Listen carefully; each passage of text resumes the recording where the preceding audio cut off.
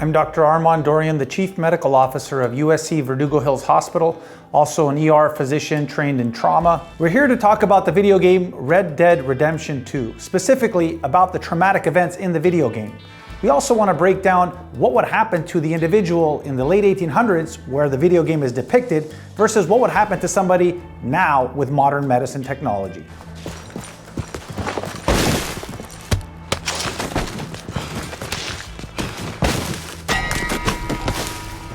So in our first clip, we see an individual throwing somebody else off a cliff. We have a lot of information about this from a traumatic standpoint.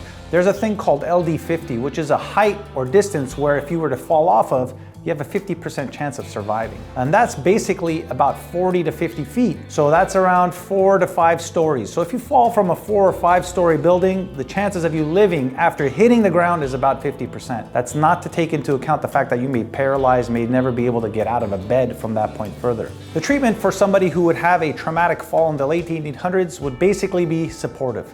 They would basically put him in a bed and hope for the best. Hope that he would have no significant internal bleedings, understanding the fact that wherever it hurts, don't move it, and then they would just give him time. Obviously, they would be doing some supportive stuff like giving him water, but there was no real significant pain medications, and there was no significant concepts of splinting or doing anything intraoperatively in an operating room. Nowadays, we would do a lot of things. We would take you immediately to an emergency room. We would put you through a CAT scan where it would be able to analyze your entire body, look for fractures, look for bleeds, and then we would be able to address each one of those problems one at a time, obviously taking the most critical first and then working our way down in a setting where we can make sure to preserve your life and then also make you comfortable through the process.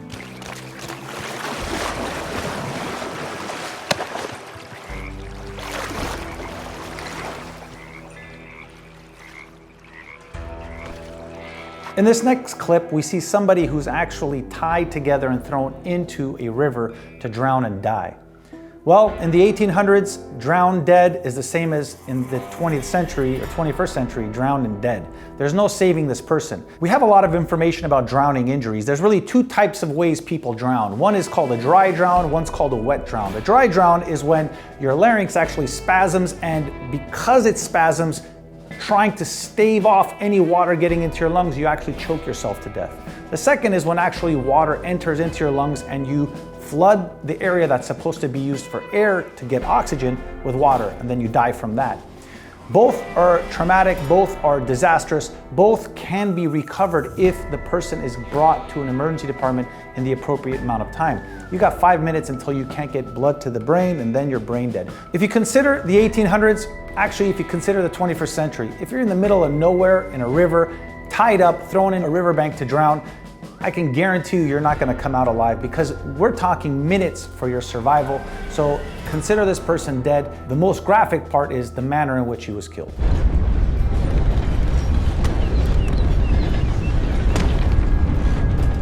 In this next clip, we see somebody getting tossed from the back of a train. Two important things here. One is the actual fall from the height. The second is the fact that the train is moving. When you consider both of these things, unfortunately today, especially in Los Angeles, where I practice, we see a lot of motor vehicle accidents. We see a lot of people being projected outside of cars. Here's the thing. Those forces are very high, higher than you think. Falling off of that height is not going to cause a lot of trauma, maybe a broken bone or two, but when you're falling off of something that's moving, the forces are higher and the potential for trauma inside your chest and your abdomen is high, which causes internal bleeding and death. So let's consider the two different treatments here. In the late 1800s, if somebody fell off a train like this, if they had no internal bleeding in their chest or abdomen, they would be able to live. They would have disability and they would have pain.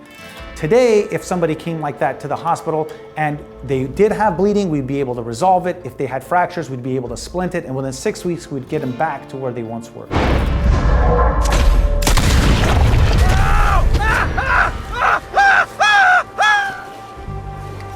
In this next clip, we see somebody getting shot in the leg. Nowadays, we see a lot of people getting shot in the leg. Unfortunately, it's a daily occurrence in urban emergency departments.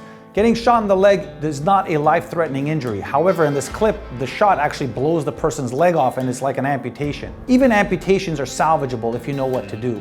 The number one most important thing is to actually tie off that leg so you don't exsanguinate, you don't lose blood. In the late 1800s, there was no significant concept of this, and even if there's somebody who's smart enough to do that, Once you're tied off, you need to then repair that leg. In the 1800s, there's nobody that's going to repair it.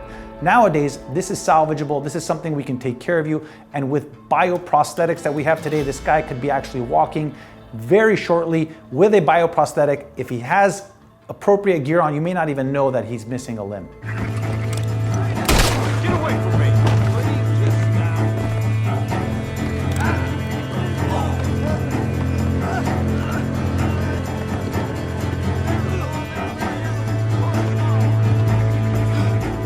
In this next clip, we see somebody getting shot, getting back up after falling down, and then slowly bleeding out. We see a pretty significant amount of blood on the floor.